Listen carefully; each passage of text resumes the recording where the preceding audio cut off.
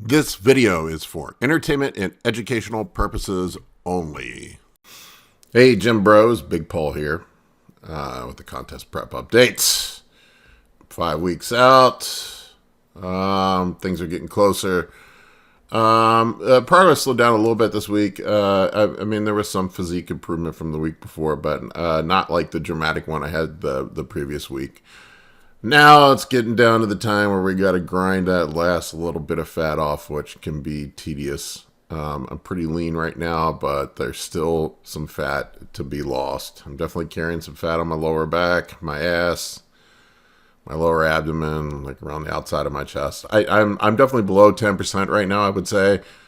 But getting from, like, let's say 9% down to 5%, that's like the hardest part, to be honest with you. That's the part you really have to work for. So far, this prep has been pretty easy. So maybe this part will be easier. We'll see. All right, so let's see where we're at. This past week, I only lost 1 pound this past week. I went down to 238. You'll see on the chart that's 237. I actually took a picture of it today. I tested positive for COVID today. I woke up this morning, kind of felt shitty. And some guys I work out with at the gym told me that they were positive for COVID. And so I'm like, fuck. I woke up this morning, had a little bit of a fever, kind of felt off. I've already had COVID once, and I got sick as a fucking dog. I was out of the gym for like a month and ran 102, 103 degree temperature for like 2 weeks straight. I feel okay right now. Honestly, if I hadn't tested positive for COVID, I'd be in the gym training tonight. I don't feel that bad. A little bit of a sore throat, a little bit of a headache. I had a little bit of a fever, like a 99 something, but I feel okay now. I wouldn't say I'm 100%, but I could train.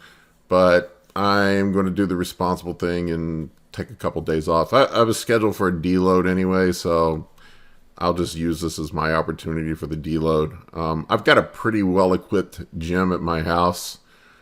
It's mostly free weights, but I have everything. I have a squat rack, bench, pull-up bar, pretty much everything I need to do full workouts, dumbbells, treadmill. So I'll just lift here until I get the all clear.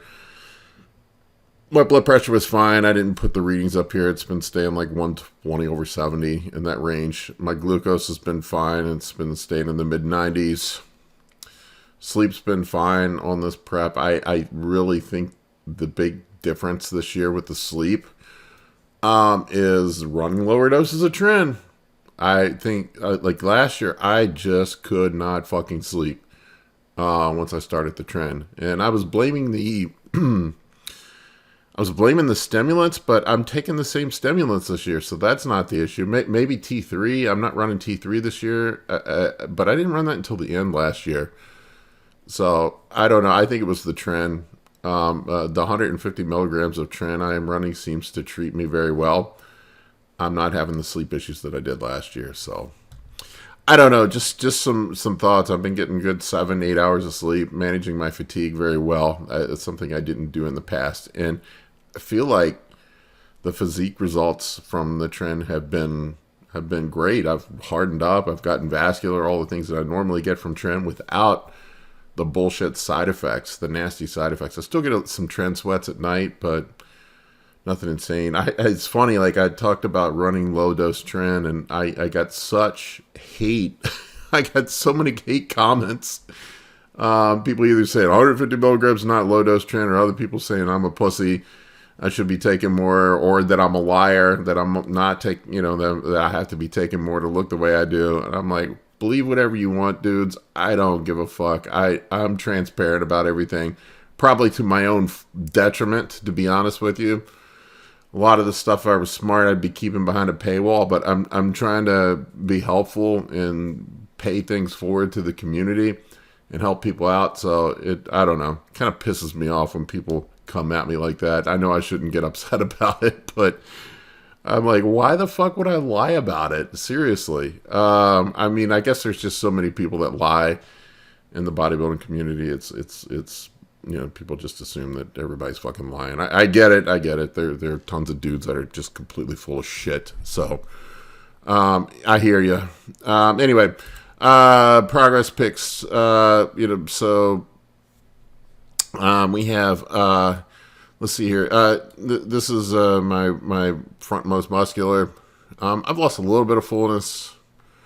The super high day definitely filled me out, but I've definitely lost a little bit of fullness up top. My legs have stayed pretty full during this prep. A little bit of fullness in my legs, but for the most part, I've stayed pretty full. This is 5 weeks versus 16 weeks out.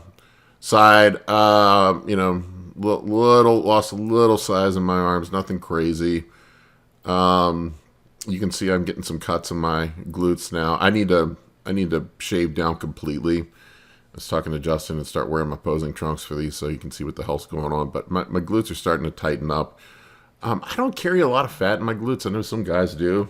I guess I'm lucky in that area, but I definitely have some fat on my hamstrings and my back. For whatever reason, I carry it there. My lower abdomen and then around like the edges of my chest, like, kind of in this region, I carry it. But I'm pretty lean overall. My arms are lean. My legs are lean. I really don't have much fat on my legs except maybe like around the hamstring area. That may be one or two. I don't know. Front relaxed. You can see here. My face is smaller. My face is less fat. It lost a little bit of fullness in the legs. My midsection has tightened up.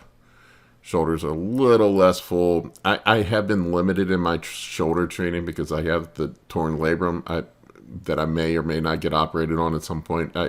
So I haven't been able to do like heavy compound movement. Like I used to do a lot of dumbbell presses and a lot of front barbell presses for shoulders, and I haven't been able to do that. But it's just been machine stuff on prep. And I feel like I've hung on to most of my shoulder size. Maybe they've shrunk up just a little. The rear, you can see here I've really tightened up from behind. My back is really starting to tighten up. My rear delts are popping. I'm getting some separation in my back. It's funny, like I had some dude ask me what I do for traps. Like I have big traps, and I'm like, I don't even train my traps. I'll do like one set of shrugs. That's it. But if like when you're doing shoulder exercises, you're doing back exercises, you're really working your traps a lot anyway. So I don't know. And I think there is something to that thing where there's more androgen receptors in your traps, or they're more sensitive. I don't know what it is. It's some bro shit, but I don't know if there's any science about it. But as soon as I go on gear, my traps just blow up. I don't even have to do anything. Same thing with my calves. I have 22-inch calves, and I barely train them. I might do like 2 sets a week or something. I know dudes are going to hate me. I did some posing practice with my friend Kyle this week. These are actually some good pictures under the posing lights in the posing room at the gym I work out at, the shop gym here in Washington, D.C. One of the best bodybuilding gyms in the country, by the way. Bodybuilding, powerlifting. It's a fucking awesome gym. So if you ever get to the Washington, D.C. area, check out the shop gym. It is fantastic. All sorts of pro bodybuilders, pro powerlifters, just, they have all sorts of events. Just really cool fucking place. Cool vibe. And I live right by it, which is the awesome part. I don't even have to drive to it, but it's like 2 minutes from my house. You can see here, under the lights, my legs this was after my high day, so it's a bit deceiving. I look a lot more full here. It's because we practiced the day after my high day, and I just get like extra veiny, and everything's popping after I've done the insulin and, 1,200 grams of carbs. So you can see I was looking extra full that day. It's hard under the check-in ones I have because the light's kind of shitty in my bedroom. It's hard to see my veins, but I get super veiny. You have veins popping everywhere. You can see here where I still got a little bit of fat on my lower back. My hamstrings they're kind of blurred a bit. But I'm starting to get some separation and cuts in my back now. So, but that's just getting down to that last little nitpicky bit of body fat.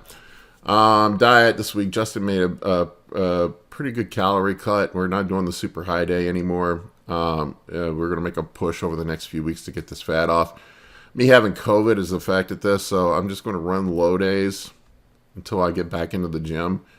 Hopefully I'm only out for a few days. I know the quarantine is fucking 5 days, so I'll probably just work out at home, just be respectful until then. But I feel like honestly, I feel like I could work out today. I might not be 100%, but I could at least get some blood flowing.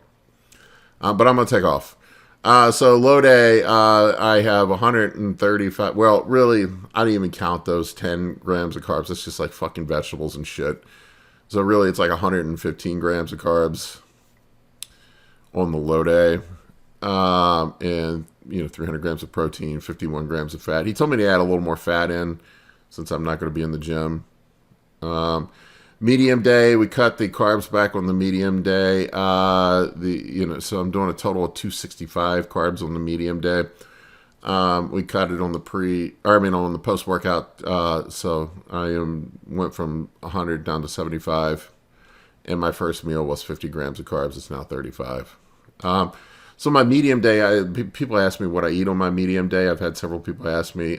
Usually, like, my first meal is oats. My second meal will be a sweet potato and some turkey. My third meal will be beef and rice. And then I'll do a low carb meal. Usually I'll do like some chicken and vegetables or some shit, or chicken with some salad, or sometimes I'll eat a rice cake if I'm really gentle. There are only about 10 grams of carbs in a rice cake. I'll take a rice cake and put some peanut butter on it. Something like that. And then my pre and post workout are really boring. It's just chicken and rice. Sometimes I'll do cream of rice instead. Cream of rice is really easy to get down. But now that my appetite is starting to pick up, I'm getting a little hungry. I need something a little more filling, so I'll do the rice. Maybe mix some vegetables in with the rice to keep me full. I got to be careful with vegetables. If I eat too many vegetables, it fucks my stomach up. I was getting really hungry this past weekend, and I'm like, man, I know I'm terrible about eating vegetables, and I know people give me shit about it all the time.